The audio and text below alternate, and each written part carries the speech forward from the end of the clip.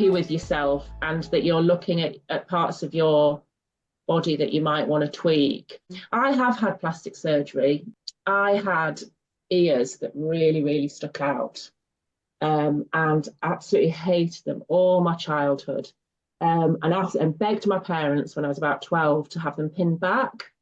But my parents were very reticent for me to have, and in those days they put you under a general anaesthetic to do your ears. I'd had a couple of operations that I needed already by that age, and so my parents were very against it. I was so unhappy with them all my life, and that's why I had always had my hair down. I would never wear my hair back.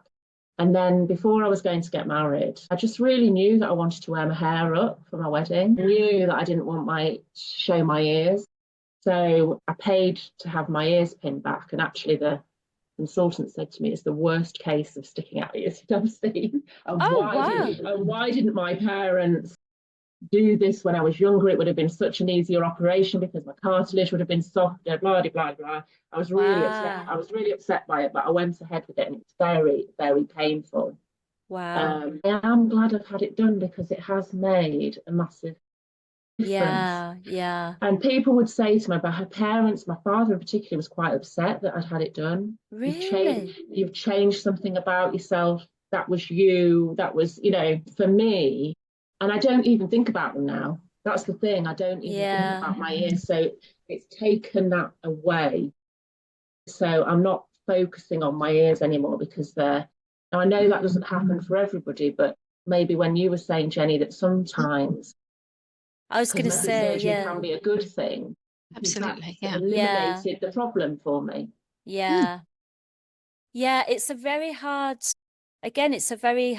topic which is the right answer, isn't it? Because if you had to give an answer, if we had to really give any answer, it would be a set of questions, pre-surgery questions, such as, what's the reason you're having this done? How much time do you spend on focusing on this particular part of your body? What emotions does it bring up? Lots of questions around it.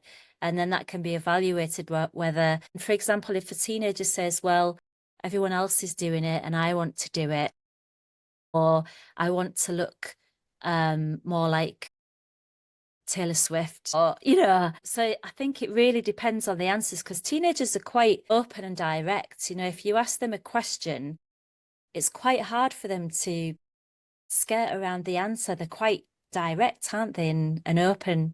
So I think that would be my first port of call if someone's asking for surgery. What's your thoughts, Jennie? Because I know you've been writing some things down. Well, certainly if you go and see a professional to do any work like that, they will have a disclaimer, or they should have a disclaimer about body dysmorphia, but people lie because they know. The other thing I wrote down was that if you have a child who's anxious about something, about their features or their body, as their parent, it's very easy to become seduced by their anxiety. In other words, the desperate attempt to tone down their anxiety. And in that way, we almost inadvertently collude with the beginnings of BDD. Yeah. So if your teenager is saying, "Oh, I really don't like this thing about me," and they're getting really, really upset, it's surprising how many parents will actually eventually kind of cave in and almost agree. Not that they agree with what they're seeing, but they have to agree because they feel that's the only thing they can do. And I think that's a really slippery slope that we don't talk about, because at that point, the person is unlikely to be engaged in therapy for BDD. And the parents might even be unaware that that's what's emerging. Yeah. I think another measuring stick as well is, let's say it's someone's nose, for example. If the defect, or because it's the perceived defect, isn't it? And we only name it that because that's the BDD terminology. But if the perceived defect is something that you as a parent cannot see as a problem, I think that's a really big indication. So if someone's got a normal sized nose and they really hate it and they can't deal with it, and everyone is around them is saying it looks like a normal nose to me. You know, if it's just the child's perception of it being abnormal, then that is a really good indication to you that something bigger is going on. Yes, but then we come back to what Jane was saying, and that her father, her parents, was sort of didn't want that to happen. So they were kind of, I don't know if I got it right, they were sort of almost in denial about it. So, and that, I think that is sometimes the case, that parents just don't want to see anything about their child change. But in Jane's case, I think we're agreed that it would have been better had she had that opportunity to have the surgery to rectify what was causing her so much distress. So maybe the question isn't about whether you as a parent can see or not see the defect or the flaw, but actually whether if you were to line 10 people up who didn't know your child, would they be able to see it? Yeah. Or would they think it's significant? Yeah, because you're not attached to it then, are you? Yeah, As a exactly. parent. Exactly. Yeah. I mean, that's obviously you're not going to be parading your child in front of 10 random strangers and saying, what do you think of their nose? Yeah. But you get my gist in that attachment and other factors that would come into play as a parent might not always be serving exactly as well as it could be. Yeah. And also the confusion between vanity and body dysmorphia is another factor here. Yeah. It kind of takes me back to, and I didn't really think of it until we've been talking about it, but it takes me back to when I was a teenager, I had a beauty spot. It was definitely a beauty spot, or should I say a big mole. I had a big mole, and it was about the size of about just over a centimetre.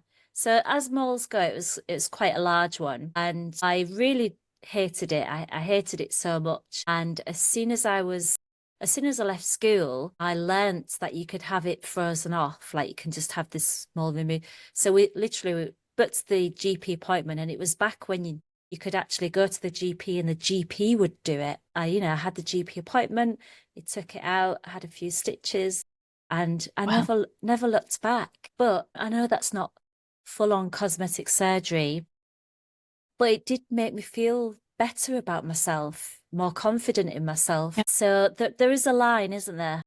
Absolutely, there is. I had all three of us have had some changes around that time. I've got a gap in my teeth, but when I was growing up, I had really wonky front teeth, and my parents didn't think it would be a good idea, or maybe they thought I wouldn't stick to it. I never had braces. I should have done.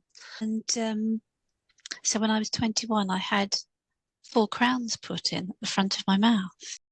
And it was wonderful. I mean, I would love to have got rid of the gap between my teeth, but I've kind of grown into that now.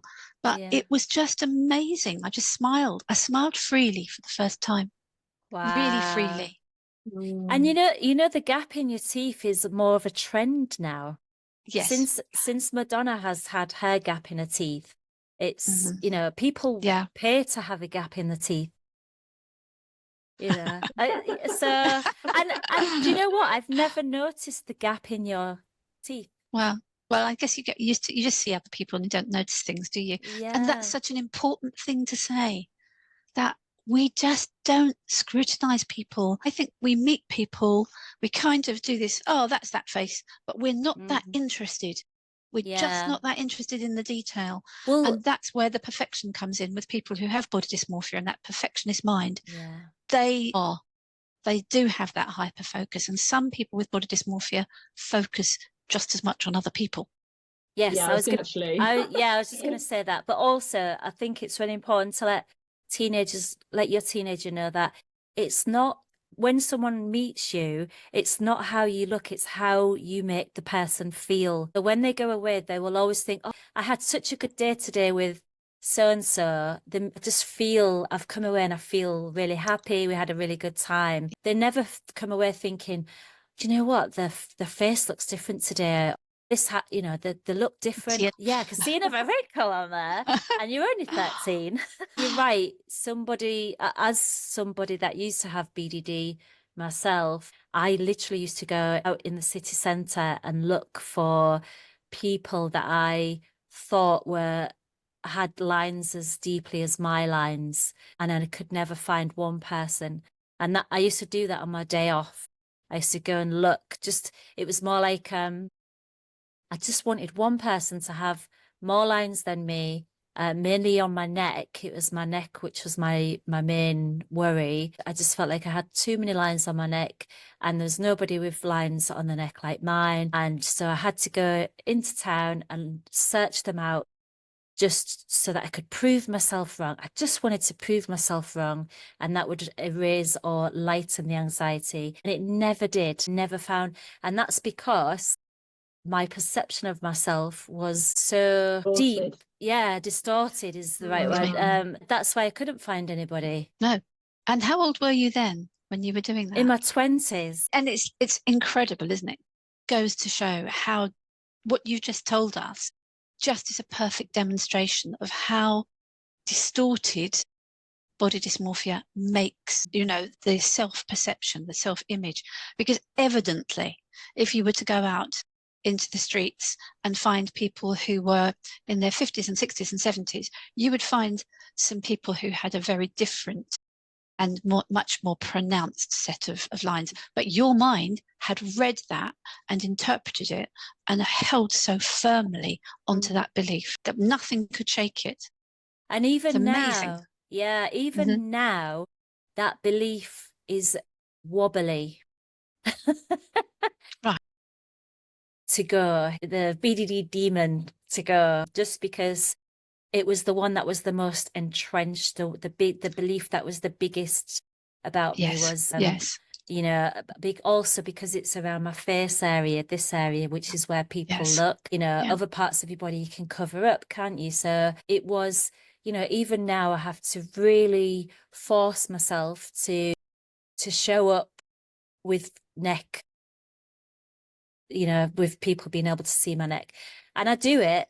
I push that thought out, but it doesn't come easy. I could quite easily sink back into it. To be honest, I don't think I could sink back into it. Now I've just said that, I don't know if I could because of what I know now. Yes, but you know it's there in potential, don't you? Yeah, the belief is still hanging around, but I just say to that belief, it's fine. I love myself and I don't really care. And if someone's judging me, that's got nothing to do with me. But obviously that doesn't come easy for anybody. You've got to do a lot of work on yourself, which is why we do what we do to help teenagers. And which is why it's really good to start working with teenagers at that age, because they don't have the thoughts, they don't have that trodden path, which is so trodden that it's very hard to come away from that. Yeah. We're attempting to rewrite their neural pathways in the very early stages of disturbance. Exactly. And going back on what you were saying, I was thinking of the course that we all did recently on eating disorders, and there was a diagram I drew in my notes, and it was like anxiety creeps up into the eating disorder or body dysmorphia, and then you plateau along the top for however long it is. And then as you go into recovery, you come down, but there's still anxiety around.